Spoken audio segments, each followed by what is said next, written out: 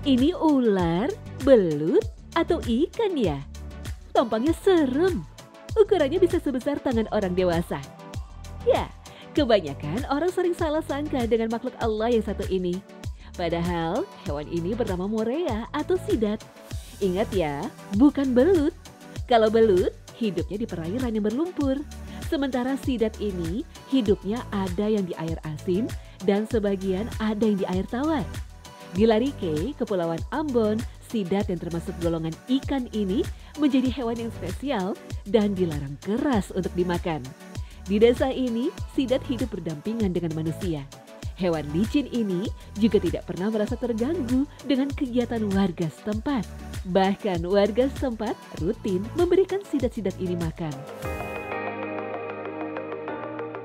Berbeda dengan di desa Larike, di Jepang, sidat menjadi ikan yang paling digemari untuk dikonsumsi. Dalam bahasa Jepang, ikan sidat air tawar disebut dengan unagi. Di sana, ikan sidat termasuk dalam golongan makanan mahal dan mewah. Tapi, jika ingin merasakan daging ikan sidat, kita tidak perlu jauh-jauh ke Jepang. Karena di Indonesia sudah ada budidaya ikan sidat, tepatnya di daerah Bogor, Jawa Barat. Di dalam tangki-tangki besar inilah bibit-bibit ikan sidat dibudidaya sebelum akhirnya dipindahkan ke kolam besar untuk kemudian dipanen. Menyimpan ikan sidat hasil panen dalam bak berisi es seperti ini adalah cara yang paling tepat untuk mematikan ikan sidat agar tidak stres dan menjaga kualitas sidat agar tetap segar dan lembut ketika dimakan. Ya, memang tidak ada cara khusus untuk mematikan ikan sesuai anjuran Nabi. Yang ada adalah dengan adab yang baik dan tidak sampai menyiksanya. Rasulullah Shallallahu Alaihi Wasallam bersabda, sesungguhnya Allah mewajibkan untuk berbuat bagi kepada makhluk apapun. Karena itu, jika kalian ingin membunuh, bunuhlah dengan cara yang baik. Dan jika ingin menyembelih, sembelihlah dengan cara yang baik. Hendaknya kalian mengasah pisau kalian agar sembelihannya cepat mati. Hadis riwayat Muslim dan Tirmizi. Untuk pemotongan ikan sidat ini ternyata ada tekniknya ya. Dipotong tipis mendatar searah badan ikan, sehingga tidak ada tulang yang menempel.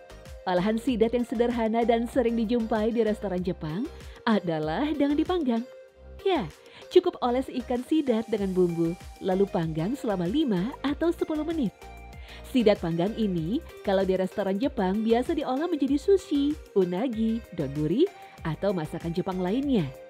Nah, mumpung suasana lebaran, jika butuh ide kuliner selain opor ayam, ketupat, dan sambal goreng ati, bisa juga membuat pepes ikan sidat.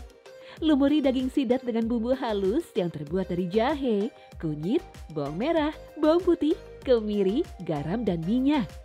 Kemudian bungkus dengan daun pisang dan lengkapi dengan daun kemangi, daun salam, batang serai, dan irisan cabai merah. Selanjutnya, steam atau kukus dengan suhu 100 derajat Celcius selama 30 menit. Pemirsa Hasanah, tahukah Anda bahwa Indonesia merupakan negara penghasil ikan sidat terbesar di dunia?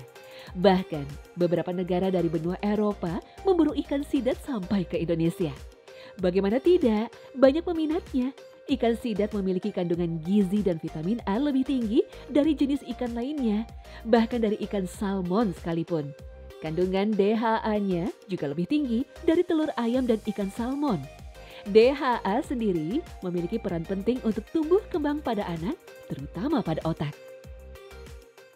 Jadi manfaat mengkonsumsi sidat untuk kesehatan tubuh di sini adalah terutama yang bermanfaat adalah omega 3-nya yang dikandung oleh sidat, karena dia akan meningkatkan pertumbuhan dan perkembangan otak. Selain itu juga omega 3 sendiri berfungsi sebagai antiinflamasi, anti peradangan, dan juga sebagai antioksidan, itu yang penting. Jadi sangat baik sekali untuk mencegah terjadinya demensia. Untuk menikmati ikan sidat yang kaya manfaat seperti ini, jangan lupa untuk selalu membaca bismillah sebelum memakannya, agar segala yang kita masukkan ke dalam tubuh benar-benar dapat dirasakan manfaatnya. Karena tidak jarang, saking terburu-burunya ingin menyantap sesuatu, kita jadi lupa untuk membaca bismillah, seperti yang dianjurkan Rasulullah. Sebagaimana diriwayatkan dalam hadis, Aisyah berkata bahwa Rasulullah Shallallahu Alaihi Wasallam makan bersama 6 orang sahabatnya. Kemudian datanglah seorang Arab Baduy, orang pedalaman, makan dengan 2 suapan sekaligus. Rasulullah Shallallahu Alaihi Wasallam pun bersabda, sekiranya ia mengucapkan Bismillah, niscaya 2 suapannya dapat mencukupi kalian. Jika salah seorang dari kalian menyantap makanan, hendaknya ia membaca Bismillah. Jika lupa membacanya, hendaknya ia mengucapkan Bismillahi fi awalihi wa akhiri, dengan nama Allah untuk permulaan hingga selesainya. Hadis riwayat Ibnu Majah. Hadis tersebut menunjukkan untuk kita membiasakan membaca basmalah atau Bismillahirrohmanirrohim sebelum makan dan minum. Bahkan ketika kita lupa, kita bisa membaca Bismillahi fi awalihi wa akhiri pada saat kita ingat. Karena membaca Bismillah merupakan bentuk rasa syukur kita kepada Allah SWT atas segala nikmat yang diberikan kepada kita. Baca Bismillah sebelum makan dan minum juga bisa berarti kita berharap apa yang masuk ke dalam tubuh kita kelak akan memberikan keberkahan dan manfaat untuk tubuh kita. Pemirsa Hasanah, meskipun kita disuguhkan dengan makanan yang sangat lezat dan banyak, ada baiknya kita jangan makan terlalu kenyang. Karena ketika kita merasa kenyang, rasa malas untuk beribadah setelah makan akan muncul. Allah SWT berfirman, makan dan minumlah, tetapi jangan berlebihan. Sungguh Allah tidak menyukai orang yang berlebih-lebihan. Quran Surah Al-A'raf ayat 31.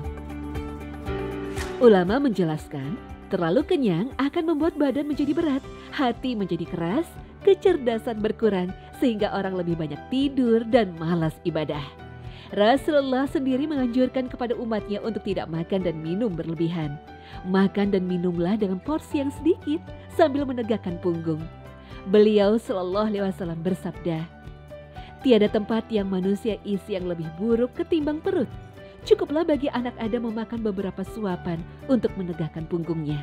Namun, jika ia harus melebihinya, maka hendaknya sepertiga perutnya diisi untuk makanan, sepertiga untuk minuman, dan sepertiga lagi untuk bernafas. Hadis riwayat Ahmad.